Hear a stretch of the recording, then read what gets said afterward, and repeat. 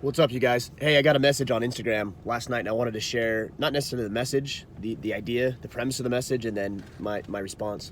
So this guy got a promotion at work, and he's worried about his promotion at work, especially with his supervisor or his boss, because he's starting to disclose some information about employees, which seems like he would need to know some of that stuff in order to do his job.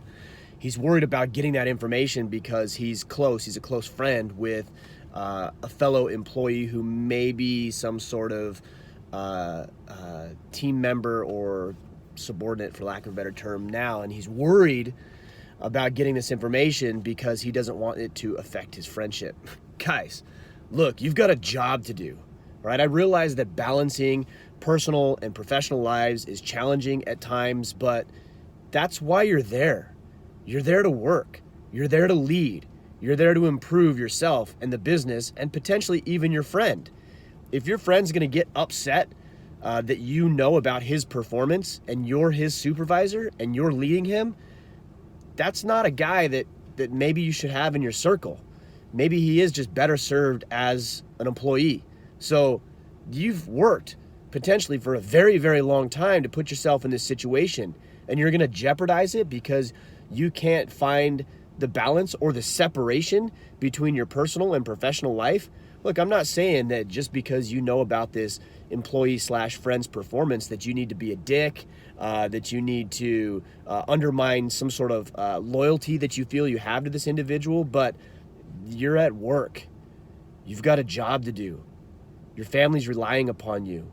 Your employer or your boss is relying upon you, which is why he promoted you. The team members, the people at the office who are working with and for you now are relying upon you. So don't let this misguided sense of loyalty get in the way of you doing your job. There's a way to do both. There's a way to be professional and there's a way to be personal.